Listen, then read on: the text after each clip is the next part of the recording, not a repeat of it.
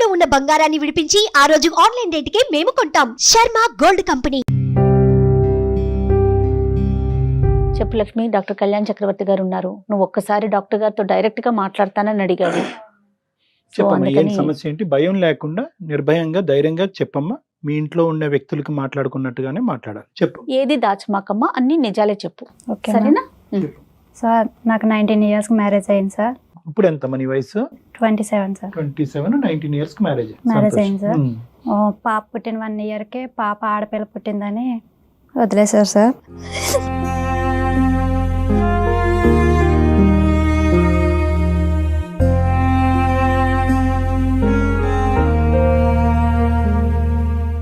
కాదమ్మా, పెద్దల పెళ్ళేనా అది? ఫస్ట్ అది పెద్దల పెళ్ళి. ఎంతకాలం కాపురం చేసిన తర్వాత పొమ్మన్నాడు?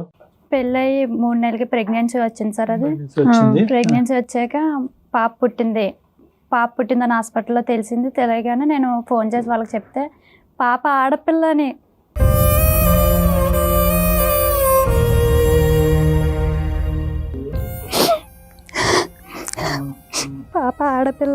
చూడడానికి రాలేదు.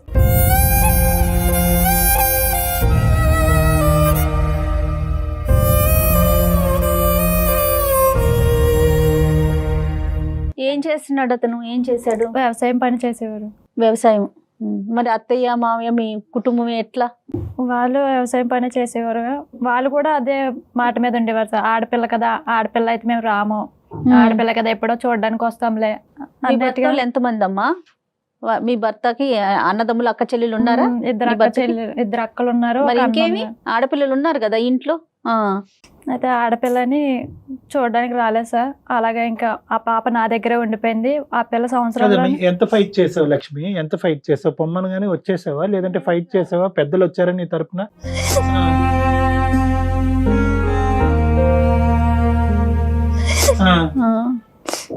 నేను పెద్దల ద్వారా వెళ్ళి మాట్లాడించాను సార్. మాట్లాడిస్తే వాళ్ళు మా మొద్దు నాకు అమ్మాయి నచ్చలేదు, ఆ పిల్ల నాకు నచ్చలేదు, మేము కోర్టుకేసుకుంటామని కోర్టుకేసుకున్నారు సార్. కోర్టుకేసుకున్నాక మేము 5 సంవత్సరాలు ఫైట్ చేసాం. 5 సంవత్సరాలు? 5 సంవత్సరాలు చేసాం సార్. నాకు హస్బెండ్ కావాలి, నా బిడ్డకి తండ్రి కావాలి అని.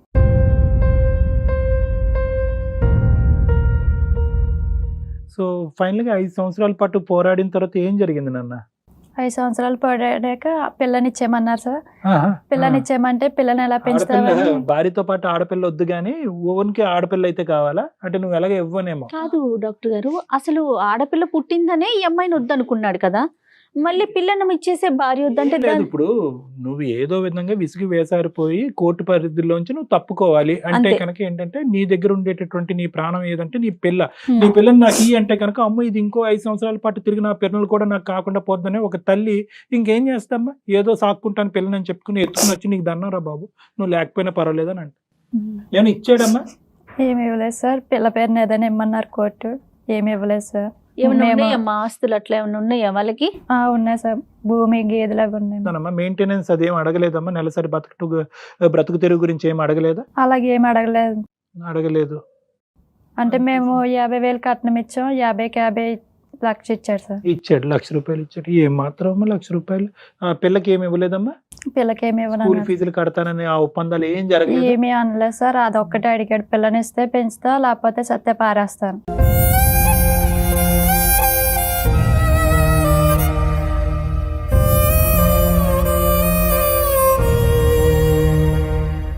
తర్వాత ఏం జరిగింది తల్లి? ఎక్కడున్నావు? అమ్మ దగ్గరే ఉన్నావు? నేను అమ్మ దగ్గర అమలాపురంలో ఉన్నాను సార్. ఊళ్ళో మొన్న లాస్ట్ ఇయర్ మటుకు ఇన్స్టాగ్రామ్ లో ఒక అబ్బాయి పరిచయం అయ్యాడు. ఇన్స్టాగ్రామ్ లో ఒక అబ్బాయి పరిచయం అయ్యాడు సార్. లాస్ట్ ఇయర్ పరిచయం అయితే నేను ఆ అబ్బాయి నాతో చెప్పాడు, నువ్వు బాగున్నావు, అందంగా ఉన్నావు అంటే నేను ఆ అబ్బాయికి చెప్పాను నాకు పెళ్ళి అయింది, 8 years పాప ఉంది. తీసుకున్నాను, పాప ఉంది అంటే. ప్రస్తుతం హైదరాబాద్ లోనే ఉన్నాను సార్. ఇంట్లో పాచి పని చేసుకుంటా బ్రతుకుతున్నాను సార్. ఇంట్లో అప్పుడు ఎక్కడున్నావు? ఈ అబ్బాయి పరిచయం అయినప్పుడు ఇన్స్టాగ్రామ్ అమలాపురంలో అక్కడే ఉన్నావు. అక్కడ ఏమైనా చేసేదాను అమ్మా విడాకులు అయిన తర్వాత? ఇంట్లోనే ఉండేదాను? లేదు సార్, అక్కడ చిన్న పనులు ఉంటాయి కదా, వ్యవసాయం పనులకి వెళ్ళేది. అమ్మ నాన్న చూసుకునేవారు? నాన్న లేరు సార్, అమ్మ ఒక్కతే. అమ్మ లేదు, నాన్న లేరు, చనిపోయారమ్మ నాన్న? అవును. అమ్మ ఒక్కతే. అమ్మ ఒక్కతే. నువ్వు అక్కడే చిన్న చిన్న పనులు చేసుకునేదానివి. మరి మధ్యలో సంబంధాలు చూడలేదమ్మా అమ్మాయిలు విడాకులు అయిన తర్వాత? లేదు సార్, నేను ఆ పిల్లని ఎవరో సరిగ్గా చూసేవాళ్ళు రారేమో అని నేను ఇప్పుడు చేసుకోలేదు. పాప బట్టి నువ్వు నిర్ణయం తీసుకోవాలి కదా. తీసుకోలేదు. సరే తల్లి. ఇతను ఎవరమ్మా? ఇతనితో ఏమైంది? ఇన్స్టాగ్రామ్ లో పరిచయం అయ్యాడు మ్యామ్. నేను ఇలాగనే చెప్పాను, నాకు పెళ్ళి అయ్యింది, విడాకులు అయ్యింది, నాకు ఒక పాప ఉంది. అయితే అబ్బాయి ఓ 4 రోజులు చాటింగ్ చేసి నేను పెళ్లి చేసుకుంటాను, నీ బిడ్డకి తండ్రి స్థానాన్ని ఇస్తాను అని నమ్మించాడు. వాడి పరిస్థితి ఏంటమ్మా? వాడు ఎక్కడ ఉంటాడు, ఏం చేస్తాడు?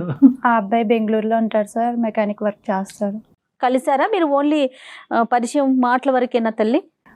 మాటల వరకే మ్యామ్. 1 నెల మాట్లాడుకున్నాం. తర్వాత అబ్బాయి నీకు మంచి జీవితాన్ని ఇస్తాను అని నా పిల్లకి ఒక 4 రోజులు ఇంకా మ్యారేజ్ ఫిక్స్ అవుతుంది అనగా పాప పేరున ఒక అకౌంట్ తీపించాడు. కదా వాడికి అమ్మా ఈ 4 రోజులు చాటింగ్ లో ఏం నడిచింది అది కొద్ది చెప్పు నాన్న. వాడు ఎక్కడుంటాడు, వాళ్ళ అమ్మ నాన్న ఎక్కడ, వాడు బెంగళూరులో ఎలా ఉండేవాడు, వాడికి ఇంతకు ముందు పెళ్ళి అయ్యిందా? 1,00,000 ప్రశ్నలు ఉంటాయి. ఇందులో ఒకటైనా అడిగావా? లేదు సార్, నేనేమి అడగలేదు. ఏ ఊరు ఎక్కడ ఉంటారో అదొక్కటే అడిగాను సార్. ఓన్లీ పిల్లకి స్థానాన్ని, తండ్రి స్థానాన్ని, నీకు భర్త స్థానాన్ని ఇచ్చేటప్పటికి మీరు పడిపోతారమ్మా. సరేలే, ఏం అనుమానం రాలేదారా? అమ్మ నాన్నకి అన్నావా? అమ్మ నేను ఇలా ఒకరితో ఇన్స్టాగ్రామ్ లో చాటింగ్ చేస్తున్నాను, ఎవరికైనా చెప్పావా? 2 స్థానాలు అబ్బాయి ఇస్తాను పెళ్లి చేసుకుంటాడు అనగానే నేను మా ఇంట్లో వాళ్ళకి చెప్పాను. చెప్తే మా ఇంట్లో వాళ్ళు వద్దు అట్లా నమ్మొద్దు అంటే ఆ అబ్బాయి డైరెక్ట్గా మా అమ్మ వాళ్ళది నెంబర్ అడిగి వాళ్ళకి ఫోన్ చేసి మీ అమ్మాయికి మంచి జీవితం ఇస్తాం, మీ మనవరాలకి తండ్రి స్థానాన్ని ఇస్తాం, ఆ బిడ్డను బాగా చూసుకుంటానంటే ఇంకా తెలియగా నాకు ఇంకేం కావాలి, అదే నా బిడ్డను చూసుకోవడమే కదా కావాలని 8 years అలాగా ఆగాను. చుట్టుపక్కల వాళ్ళు కూడా పెళ్లి చేయవా పెళ్లి అప్పుడు కూడా చేయవా అతను మీకు డైరెక్ట్ గా కలవలేదు? కలవలేదు. ఫోనుల్లోనే, అంతా ఫోనుల్లోనే. అవును. ఏ తల్లి?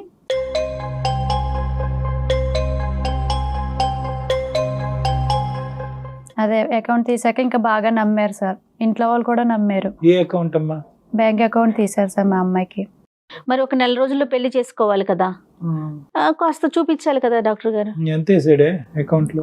ఫస్ట్ 1000 వేసారు సార్, మంత్లీ 1000 వేస్తానని 20 years కి డిపాజిట్ చేశారు సార్. అలా చేస్తానండి. 8,000 తగలయ్యా. అసలు 1000 ఏ మూలకి? నువ్వు ఎట్లా నమ్మావు తల్లి? ఇంట్లో వాళ్ళు ఎట్లా నమ్మారు? చెప్పునన్నా. నువ్వేం చదువుకున్నావమ్మా? ఇంటర్ చదువుకున్నావు. అతను అసలు రీజన్ ఏం చెప్పాడమ్మా? ఫస్ట్ అతను ఆడపిల్ల ఒకటేనా, లేకపోతే నీ మీద ఏమన్నా అనుమానమా, లేకపోతే మీరు చెప్పిన కట్నం ఇవ్వకపోవటమా, ఇంకా అట్లా ఏమన్నా చెప్తాడా? ఏమన్నా చెప్పాడా సార్? ఆ అబ్బాయికి వదిన గారితో అఫైర్ ఉంది, అది చూసేయడం వల్ల నన్ను వద్దనుకున్నారు.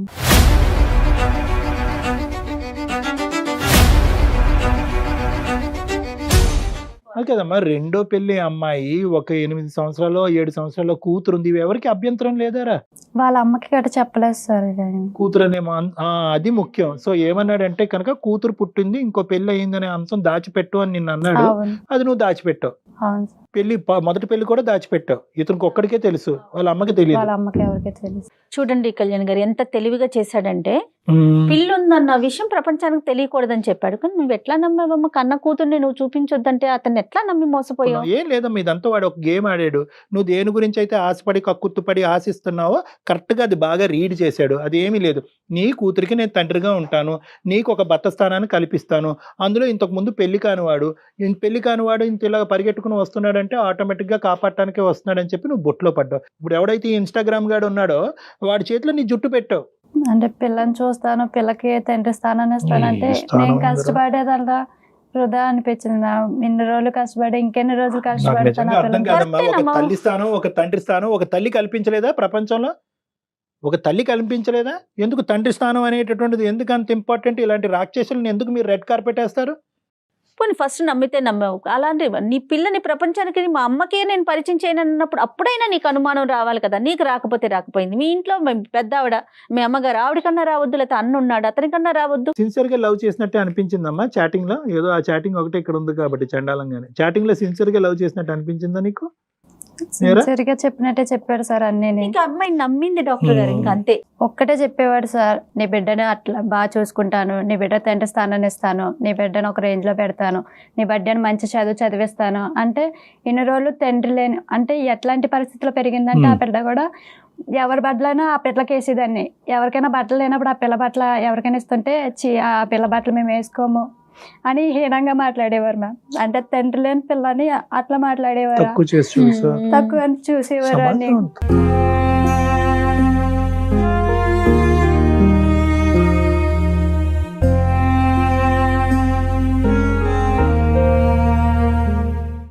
నిజంగా ఈ అబ్బాయి వచ్చి మీ బిడ్డకి తండ్రి స్థానం అంటే నాకన్నా ముందు నా బిడ్డ వంక చూస్తున్నారు కదా, మేమే చూడట్లేదు, ఎవడో వచ్చి చూస్తున్నారు కదా అని మేము ఒక ఆశపడ్డాను అంతే.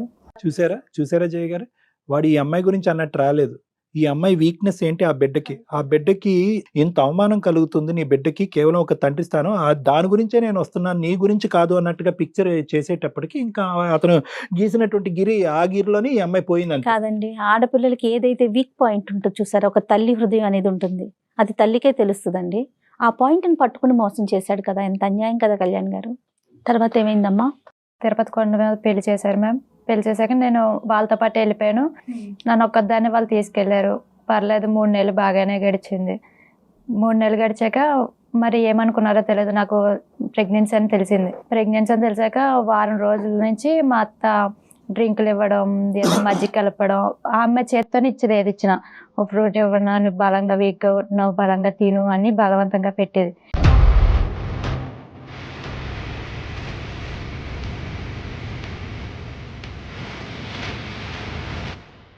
ఇదేంటి ఇలా బలవంతంగా పెడుతుంది ఆయన, నాకు అప్పటి నుంచి గుండెలో నుంచి నొప్పి వచ్చేది. గుండెలో నుంచి నొప్పి వస్తే నేను వాళ్ళకి చెప్పాను, నాకు ఇలా గుండెలో నుంచి నొప్పి వస్తుంది, నాకేం పెట్టద్దు, నాకు ఏదో చూడండి అంటే, నువ్వు తిని తిరక్క అట్లా అనిపిస్తుంది, తిని తిరుగుతూ ఉండు అని ఒకరోజు అట్లానే మజ్జిగిచ్చి తిరుగు అని పైకి పంపించారు.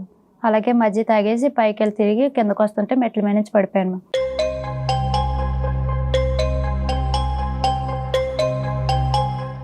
పడిపోయిన తర్వాత నన్ను హాస్పిటల్లో చేర్చారు. హాస్పిటల్లో చేర్చిన 4 గంటలకి నేను కొలు తెరిచాను. కొలు తెరిచాక నాకు బ్లీడింగ్ అయిపోతుంది.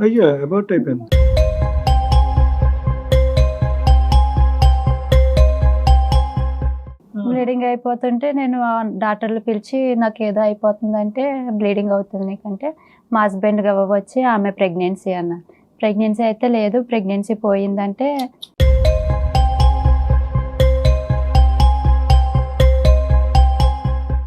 ప్రెగ్నెన్సీ ఇంకా తీయించేశారు. నన్ను ఇక్కడ హాస్పిటల్లో వదిలేసి ఆ అబ్బాయి అంటే పోలీస్ స్టేషన్కి వాళ్ళ అమ్మని తీసుకుని వెళ్ళిపోయాడు. నేను 4 రోజులు హాస్పిటల్లో ప్రెగ్నెన్సీ పోయి ఆ ప్రెగ్నెన్సీ బట్టలతోనే, అంటే ఒక ఆడపిల్లకి వచ్చే మెన్సేజ్ ఒక్కరోజు అయితేనే తట్టుకోలేము, అలాంటిది 3 రోజులు.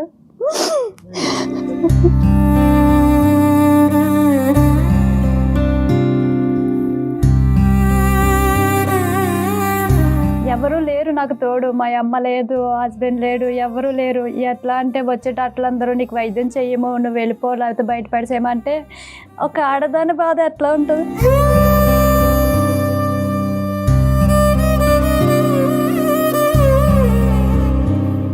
4 రోజులు నరకం అనిపించాను సార్. ఇట్లా అయితే మళ్ళీ వచ్చాడు, పోలీసులు తీసుకొని నాకు ట్రీట్మెంట్ చేయించారు.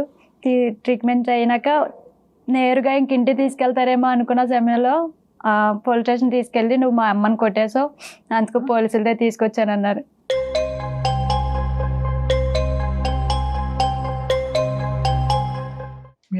వాళ్ళ అమ్మని కొట్టావమ్మా నువ్వు? నేను కొట్టలేదు సార్, నేను ఏమీ చేయలేదు. హాస్పిటల్ నుంచి మహానుభావుడు పోలీస్ స్టేషన్ తీసుకెళ్లి పోలీస్ స్టేషన్ లో అన్నాడు, నువ్వు మా అమ్మని కొట్టేసావు, మీ అమ్మాలకి ఫోన్ చేశారు, నువ్వు పోలీస్ స్టేషన్కి రాకపోతే మీ అమ్మాలని జైల్లో పెడతానని.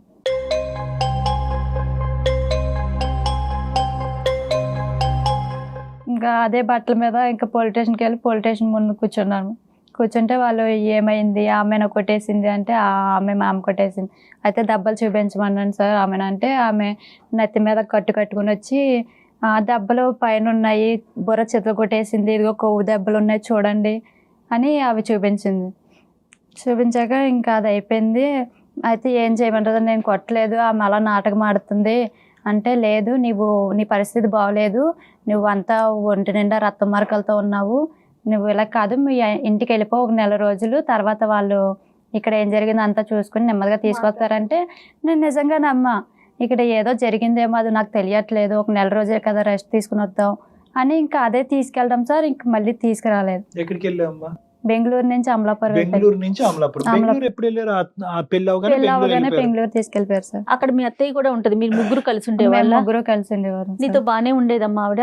ఆమె అట్లానే సార్, నువ్వేం తెచ్చో కట్నం ఎట్టా తేలేదు, ఉత్తినే వచ్చో సోఫాల్లో కూర్చుంటున్నావు, మంచం మీద దొరుకుతున్నావు అన్నట్టుగా మాట్లాడేది సార్. తెలిసిందంటావమ్మా మీ అత్తగారికి నీకు వేరే ఆడపిల్ల ఉంది, ఇంతకు ముందు పెళ్ళయిందన్న అంశం పెళ్ళైన తర్వాత తెలిసిందా? ఎందుకు ఆవిడకి ఇంత ఇదిగా మారిపోయింది? ఇష్టపూర్వకంగానే చేసుకున్న ఆవిడ. తెలుసు సార్. మరి అసలు అతను ఏం ఎక్స్పెక్టేషన్ తో ఈ పిల్లని చేసుకున్నట్టు అనుకోవాలి డాక్టర్ గారు మనం? వాళ్ళ అమ్మకి నిజం నీ ద్వారా గానీ వేరే వాళ్ళ ద్వారా గానీ తెలిసి ఉండాలి. ఇదేం దరిద్ర కొట్టు పని చేసుకుని వచ్చావురా నువ్వు, నాకు ఫస్ట్ మ్యారేజ్ చేసుకునేటటువంటి అమ్మాయి కాకపోగా ఒక బిడ్డకి తల్లిని తీసుకొచ్చి పెళ్లి చేసుకోవటం ఏంట్రా బాబు అని ఆవిడ వాళ్ళ అమ్మ accept వాళ్ళ అమ్మ చేయలేకపోయిందేమో. ఏమొచ్చి అతని బ్రెయిన్ లో ఏదైనా బీజం నాటి పెట్టుండాలి. ఏదో ఒకటి జరిగి ఉండాలమ్మా. లేదంటే కనుక ఇంత తొందరగా ఇలా వెరిగిపోయి ఏకంగా పోలీస్ స్టేషన్కి వెళ్ళి హత్యాయత్నం చేశారనే కేసు పెట్టడం అన్నది జరగదు. మా పెళ్ళి అయిన 16 రోజులకే మెల్ల పుత్తులు మార్చుతారంట మా. ఆ, అయితే మేము ముందే చెప్పాం మా దగ్గర ఏమీ లేని పరిస్థితి మాది, డబ్బులు. ఆ. ఏమీ లేదు, మేము తర్వాత ఏమి ఇచ్చుకోలేము, కట్టుబట్టలతో వచ్చారు, చూసుకుంటే అట్లా చూసుకోండి, లేకపోతే లేదు అని అన్ని ముందుగా చెప్పుకున్నాక సరే మాకు అలాగే ఇష్టపూర్వకంగా చేసుకుంటామని చేసుకున్నాను. పెళ్ళైన 16 రోజులకి నీ పుస్తలు మార్చాలి, మీ అమ్మని 10,000 అడుగు అడిగితే మా అమ్మ స్కూల్లో ఆయా కింద పనిచేసేది, వచ్చేది 6,000, అది మా పిల్లని చూసుకోవాలి, ఇంటి కట్టాలి, మీ పరిస్థితులు బాగాలేదు, మీరు అది చేయలేకపోయారు, అది వేరే విషయం. చేయలేకపోయాం. అప్పటి నుంచి నన్ను తిడతా ఉండేది ఆమె, నువ్వు ఇంకా ఏం ఆవిడ తెచ్చు- ఫైనాన్షియల్ గా అంటే డబ్బు పరంగా ఆలోచించింది. నేనేమి తేలేక సార్ వాళ్ళ అక్క చెల్లెలు అనేవారు, ఆ పిల్ల ఏం అన్నది ఇప్పుడే వదిలించేసుకో, ఇంకా ఎంత అవ్వలేదు కదా, 3 నెలలు అయింది, ఇప్పుడే పంపించేదాన్ని, ఇప్పుడు పంపించకపోతే తర్వాత పంపించలేరు అని. ప్రెగ్నెన్సీ అని తెలిసాక కూడా వాళ్ళు ఎవరు హ్యాపీగా లేరు మ్యామ్. మా ఇంట్లో వాళ్ళకి చెప్పొద్దని వాళ్ళే ఇంట్లో వాళ్ళకి చెప్పుకొని చేసుకున్నాను. సో ఆవిడకి ఏమొచ్చి వీళ్ళు బ్రెయిన్ వాష్ చేయటం, ఎవరిని ఆడపడుచులు బ్రెయిన్ వాష్ చేయటం, ఆవిడ కాస్త ఏమొచ్చి ఇంకా నీ మీద గ్రడ్జ్ పెంచుకోవటం. ఎప్పుడైతే ప్రెగ్నెన్సీ వచ్చిందో ఇంకాస్త ఏంటంటే ఇది ఇంకా పర్మనెంట్ అయిపోద్ది, ఈ అమ్మాయి ఇంకా కూర్చుండిపోద్ది అని చెప్పి ఇంకా ప్రెగ్నెన్సీ తీపించేసేటటువంటి ప్రయత్నంలో ఆ జ్యూస్ లో ఏమైనా కలిపారని అనుమానం అమ్మ నీకు? అవును సార్. మొత్తం వచ్చేదమ్మా డ్రింక్ తాగగానే ప్రతిసారి? మొత్తం వచ్చేది సార్, పడుకుని పోయేదాన్ని. ఆమె కూడా అట్లానే ఉంటది, అది తాగితేనే ప్రెగ్నెన్సీ కదా అని.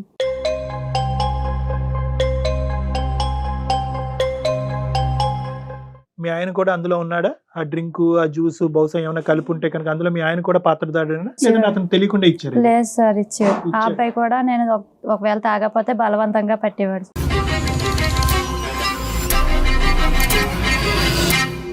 ఆ అబ్బాయి నైట్ ఒక్క పూటే నాతో మాట్లాడేవాడు సార్, డే అంతా ఉండేవాడు కాదు, ఏదో చిరాగ్గా. పెళ్ళైన 4 రోజులే సరిగ్గా మాట్లాడు, తర్వాత నుంచి మాట్లాడేవాడు కాదు. ప్రెగ్నెన్సీ వచ్చిందని తెలిసినా సరే అదో చిరాగ్గా, వద్దు తీయించేసుకో, ఇప్పుడు నీకు అవసరం ఆ పిల్లలు అన్నట్టుగా మాట్లాడేవారు సార్. ఎందుకు అతను ఇప్పుడు అంత వెంటపడి పెళ్లి చేసుకున్న, ఆల్రెడీ పిల్ల తల్లి అని తెలిసి కూడా పెళ్లి చేసుకున్నాడు కదా, ఒక 3 months జర్నీలోనే ఆ పిల్లని వద్దు అనుకోవటానికి రీజన్ ఏంటంటారు? మేడం ఒక్కటి నేను చెప్తున్నాను కదా, ఇన్స్టాగ్రామ్ లో జరిగినటువంటి జర్నీకి కూడా పడేటటువంటి మార్కులు 0. ఈ 3 నెలల పాటు వీళ్ళు పెళ్ళి అయిన తర్వాత జరిగినటువంటి ప్రయాణంకి పడే మార్కులు కూడా 0. వీళ్ళిద్దరి మధ్యన ఎటువంటి ప్రయాణం జరగలేదు. అంటే వాస్తవానికి ఏంటంటే ఏదో ఇన్స్టాగ్రామ్లో ఐ లవ్ యూ అని అనుకున్నారు. నీ కూతురికి నేను తండ్రిగా ఉంటానని చెప్పి ఈ అమ్మాయికి కావాల్సినటువంటి ఒక బంగారు అవకాశాన్ని చూపెట్టారు. ఈ అమ్మాయి లొంగిపోయింది, మనవడు కూడా స్పీడ్గా వచ్చాడు, చేసేసుకున్నారు. వాస్తవాలు అనేటటువంటిది, ప్రపంచం అనేటటువంటిది కేవలం ఇన్స్టాగ్రామ్ ద్వారా ప్రేమించుకోవటం కాదు, దాని వెనకతల కుటుంబం అనేటటువంటిది ఉంటుంది. మనిద్దరం ప్రేమించుకుని ఒక చోట ఉండటం వేరు, మనతో పాటు వేరే వాళ్ళు ఉండటం వేరు అనేది ఎప్పుడైతే కనుక ఈ అమ్మాయి వెళ్ళి ఆ తల్లితో పాటు ఉందో, అత్తగారితో పాటు ఉందో వాస్తవాలు తెలిసింది.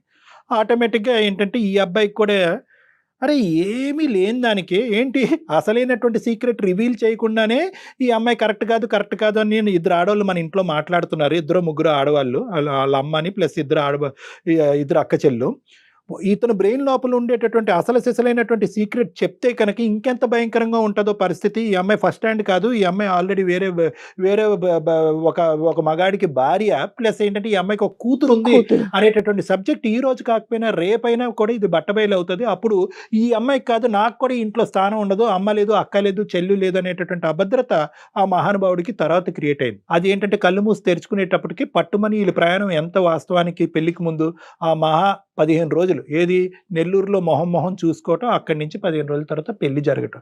అసలు ఇక్కడ ఏముంది మేడం? అసలు లోతుపాట్లు ఎక్కడ చూశారు? ఎంత లోతుగా ఎవరు ఆలోచించారు? ఖచ్చితంగా ఈ అమ్మాయి జరిగినటువంటి పరిస్థితికి ఈరోజు మనకు బాధ కలిగినా కూడా ఇది కేవలం అనాలోచితంగా తొందరపాటుతనం వల్లే జరిగింది. పైకి సూపర్ఫిషియల్గా ఒట్లు ప్రామిసులు వేసేసుకుని ఏదో జీవితాంతం ఇలాగే కొనసాగిపోద్దనే ఆలోచనతో జరిగింది ఈరోజు. అంటే మోసం చేసే ముందు ఎవరైతే, అంటే వాళ్ళు ఎవరినైతే మోసం చేయాలనుకుంటున్నారో వాళ్ళని బాగా స్టడీ చేస్తారండి? అసలు వాళ్ళ ఆలోచన విధానం ఏ విధంగా ఉంటుంది? మేడం వీడికి మోసం చేయాలనే ఆలోచన ముందు నుంచే ఉండుంటే కనుక అసలు ఈ అమ్మాయిని అతని జీవితంలోకి రాబట్టి ఉండేవాడు కాదు. ఏంటంటే మోసం చేయాలనేటటువంటి ఆలోచన తర్వాత వాడి బ్రెయిన్లోకి ఇంజెక్ట్ చేయబడింది. అంటే ఏంటంటే ఈ అమ్మాయి ఏదో మనం తప్పుదోవలోకి వెళ్ళి ఈ అమ్మాయిని మన ఇంట్లోకి రప్పించేసుకున్నాం అనాలోచితంగా. ఇదేంటి నాకు ఫస్ట్ హ్యాండ్ అమ్మాయి వచ్చి ఉండేదేమో, చక్కటి అమ్మాయి వచ్చి ఉండేదేమో, కొద్ది గొప్ప మా అమ్మకు ముందే నేను అసలైనటువంటి సీక్రెట్ చెప్పుంటే కనుక పెళ్లికి ముందే ఈ అమ్మాయికి సెకండ్ మ్యారేజ్, ఈ అమ్మాయికి ఆల్రెడీ కూతురు ఉందని చెప్పి. సో ఈ విశ్లేషణ అనేటటువంటిది వాడి జీవితంలో తర్వాత వచ్చింది. ముందు మోసం చేసేవాడైతే పెళ్ళెందుకు పెళ్లి చేసుకుంటాడు మేడం? చేసుకుంటాడు. తర్వాత నుంచి వాడి చీటింగ్ మైండ్ స్టార్ట్ అయింది. ఎప్పుడైతే కనుక వాళ్ళ అమ్మతో కూడా చేయి కలిపి ఖచ్చితంగా ఈ అమ్మాయి బ్యాక్గ్రౌండ్ కూడా వాడు చెప్పుంటాడు. చేయి కలిపి ఇద్దరు ఒకే డ్రింక్ లో ఇచ్చి అబార్షన్ అయ్యేంత వరకు చేశారు. ఈ అమ్మాయి ప్రాణాలే పోయి ఉండేవేమో. అబార్షన్ మాట దేవుడు ఎరుగు ఏం కల్పించారో దరిద్రులు. ఈ అమ్మాయికి ముందే పెళ్లి అయ్యింది. ఎందుకంటే ఈ అమ్మాయి కూడా డౌటీగా చెప్తుంది. ఈ అమ్మాయికి ఏం తెలీదు. ఈ కథ అంతా కూడా ఆవిడకి మోసేటప్పటికి ఆ మహాతల్లి విషం కాస్త ఇక్కడి వరకు వచ్చి, అరే 600 అయినా 100 అయినా కూడా ఈ అమ్మాయిని మనం వదిలించుకోవాలరా.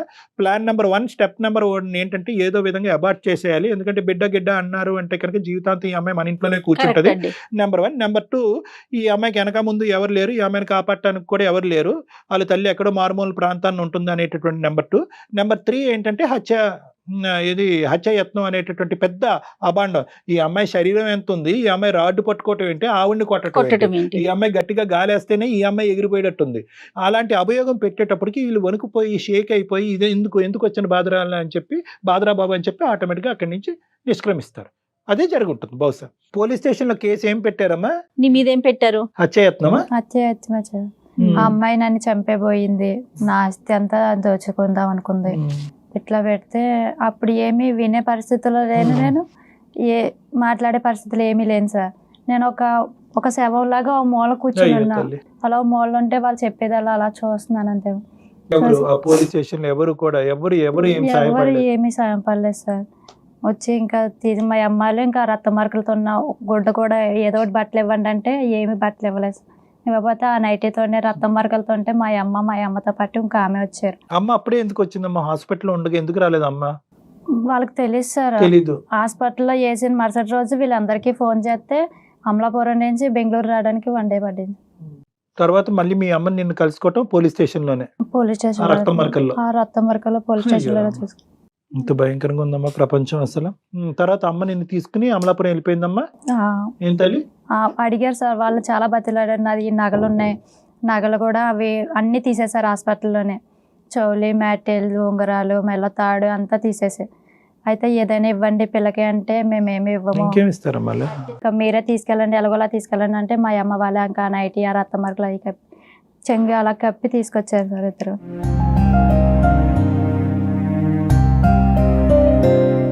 ఇంకా ఊళ్ళో తలెత్తుకుని తిరగలేక ఆడవాళ్ళు ఆడదాన్ని కాకిలు పడిచినట్టు పడుస్తాయి. ఇదేంటి 2వ పెళ్లి చేసుకుంది, ఇలాగైంది ఏంటి, 20 కదా, కూతురు బాగా చూసుకుంటాను అంటుందని ఆడదే శత్రువు అయిపోయింది సార్.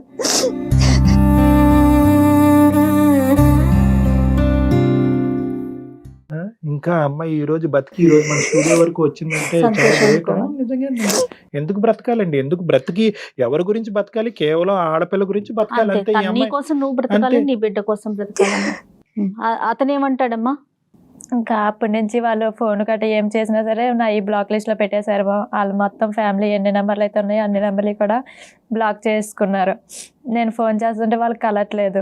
ఈ అమ్మాయి అసలు అలాంటి వాడిని కావాలనుకుంటుందా లేదా అనేది ఒకటి నెంబర్ 1. నెంబర్ 2 ఏంటంటే కనుక వాళ్ళు పెట్టినటువంటి కేసు ఏంటి, దాని పూర్వపరాలు ఏంటి, ఆ కేసుని ఎలా ఫైట్ చేయాలన్నది నెంబర్ 2.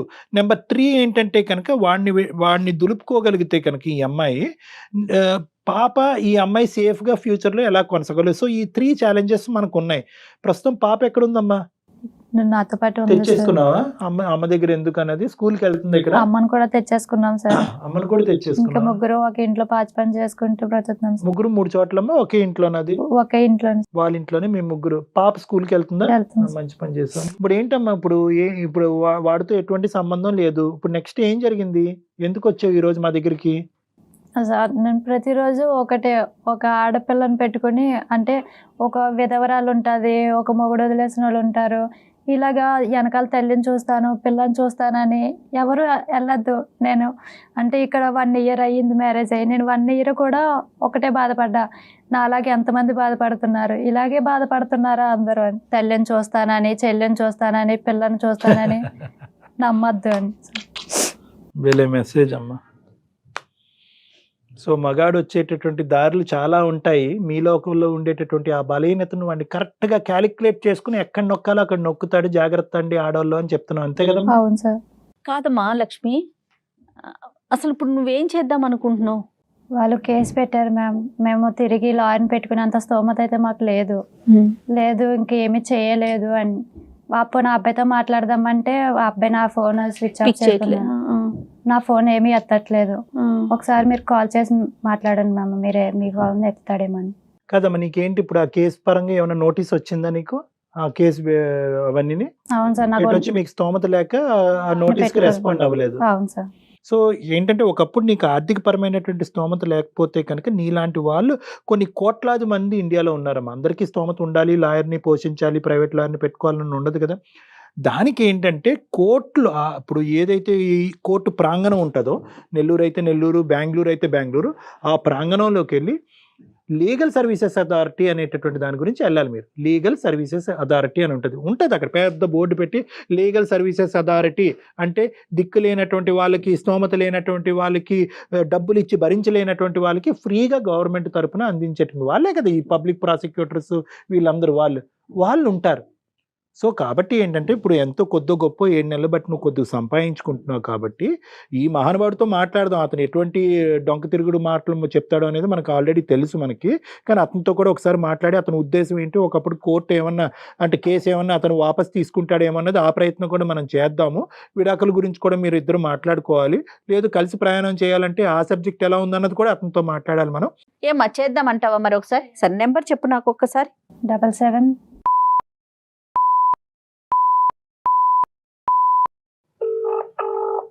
ఏం పేరమ్మా? హరీష్.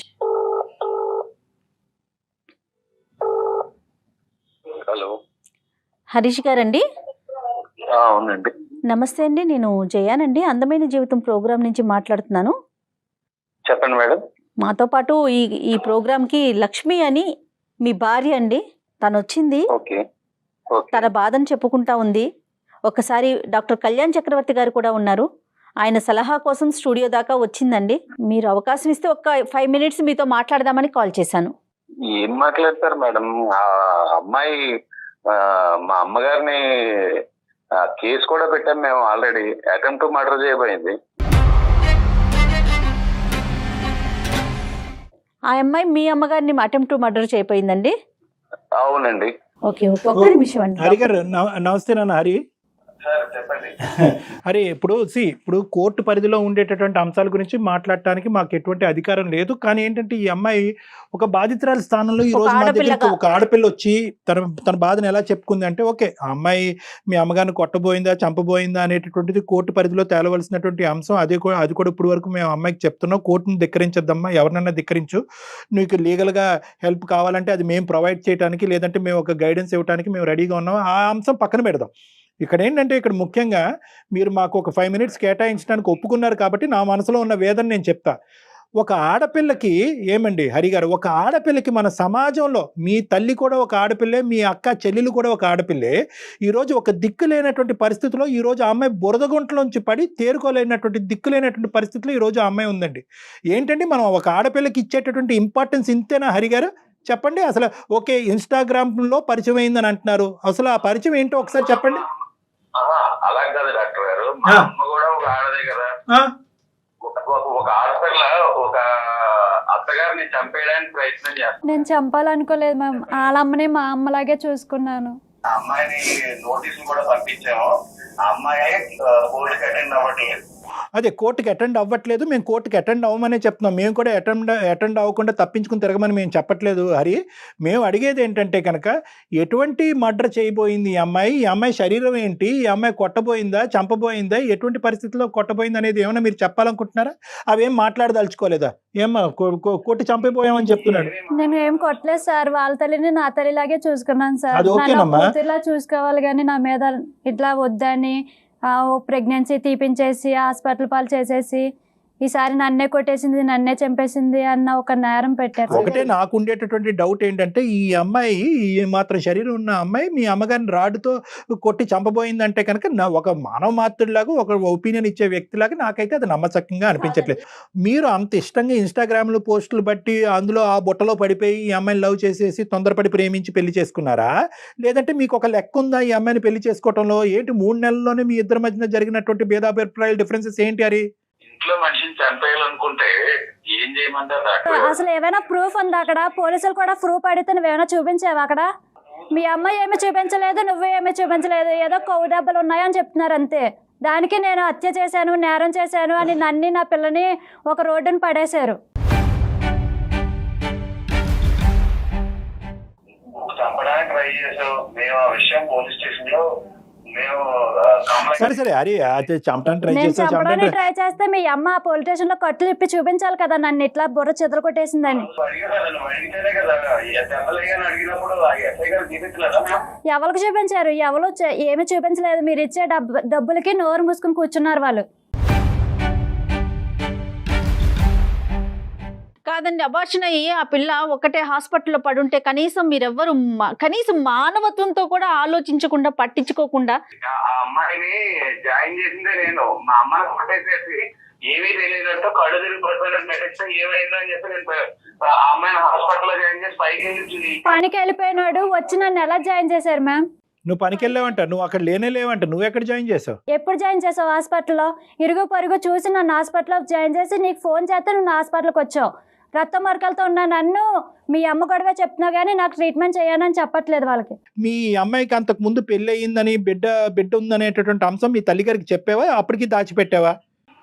చెప్పలేదండి. మీ అమ్మకి మనకు పాప ఉందని చెప్పకు అని ఆమె చెప్పింది. నేను చెప్పలేదు సార్, అదంతా అబద్ధం సార్. ప్రతిదీ కూడా నా దగ్గర ఆ అబ్బాయి టైప్ చేసిన ప్రతిదీ వాట్సాప్ లో ఉంది సార్. మెసేజ్లు. అందుకే నన్ను నమ్మించడానికి పెళ్లికి ముందే నాకు పిల్లకి బ్యాంక్ అకౌంట్ తీసి ఇగో నీ పిల్లకి మంత్లీ తెస్తా, నన్ను ఇట్లా నమ్ము అలా నమ్ము అని ఆ పిల్లడే. డబ్బులు వేసారులేండి, డబ్బులకేమి 1000 రూపాయలు చాలా ఎక్కువ అమౌంట్ వేశారు. కానీ అది ఇక్కడ కాన్ఫ్లిక్ట్ ఏంటంటే, హరి నువ్వు చెప్పొద్దు అన్నావంట. అప్పుడు ఆ అమ్మాయి ఏం భయపడిందంటే, ఆ అమ్మాయి ఇప్పుడు దయనీయమైనటువంటి పరిస్థితుల్లో ఏంటంటే నీ తండ్రి చెప్తాను సార్, ఆ అమ్మాయి నాకు మా ఇంట్లో చెప్పొద్దని చెప్పింది. చెప్పొద్దని చెప్తే కనుక నువ్వెందుకు అయిపోతావులే గానీ, భలేవాడివే గానీ నువ్వెందుకు అయిపోతావు? నువ్వు ఎంతకాలం చెప్పకుండా ఉంటావు? రేపొద్దున పండగ పబ్బానికి ఎక్కడికి అదేం దాచిపెట్టేదని? అదేమన్నా ఎలక పిల్ల దాచిపెట్టడానికి?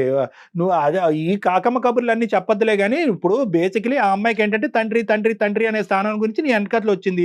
నువ్వేమో వచ్చి ఆ అమ్మాయికి పెద్ద కాలీఫ్లవర్ పెట్టావు చెవులో, నేను చెప్పనని చెప్పి ఆ అమ్మాయిని నమ్మింది. ఫైనల్ గా నువ్వు చెప్పావా లేదా మీ అమ్మగారికి? చెప్పానండి. మాకు కావాల్సినటువంటి అంశం ఏంటంటే, హరి ఈ అమ్మాయితో పాటు నువ్వు ప్రయాణం కొనసాగించాలని అనుకుంటున్నావా లేదా? ఏ కారణాల చేత ప్రేమించి పెళ్లి చేసుకున్నావా? తొందరపాట, వాస్తవా? ఎందుకు ఆ అమ్మాయి లేదు? కొనసాగించాలనుకోవట్లేదండి, కొనసాగించాలనుకోవట్లేదు. కన్న తల్లిని చంపేయబోయిన అమ్మాయితో నేను ఎలా కలిసి ఉంటానండి? నువ్వు అదే పాట పాడతావు. ఇంకా అది కాదయ్యా, ఇప్పుడు ఆ కేసు అనేటటువంటిది కోర్టులో తేలుతుంది. ఎందుకంటే అక్కడ నువ్వు కూడా ప్రత్యక్ష సాక్షి కాదు. మీ అమ్మ నీకేంటంటే ఈ అమ్మాయి వద్దనుకుని మీ అమ్మ ఏమందో, ఈ అమ్మాయి ఏం చేసిందో నువ్వు చూసావా? నీ కళ్ళతో నువ్వు చూసావా? నేను వేరు, మా అమ్మ వేరు కాదు సార్. కాదండి, ఏరి కోరి ఒక ఆడపిల్లని పెళ్లి చేసుకొని ఆసరా ఇస్తానని కల్పించి ఇప్పుడు ఒకళ్ళ మాట నమ్ముతారా? ఇప్పుడు 2 ప్రామిసులు హరి ఇక్కడ చాలా జాగ్రత్తగా గుర్తుపెట్టుకో. ఈ అమ్మాయి ఏంటంటే ఈ రోజు చాలా భయంకరమైనటువంటి పరిస్థితిలో ఉంది. కొట్టి చంపేబోయింది అనేటటువంటి అంశాన్ని ఈ రోజు పక్కన పెడితే కనుక, ఈ అమ్మాయికి నేను దిక్కుగా ఉంటానని నువ్వు ఎంటర్ అవ్వలేదు. ఆ పిల్లకి నేను తండ్రిగా ఉంటానని ఎంటర్ అయ్యావు. 2 ఆశలు 2 కోరికలతో ఆ అమ్మాయి ఈ రోజు నీ జీవితంలోకి ఎంటర్ అయ్యేటప్పటికి 3-4 ముచ్చట చేసావు.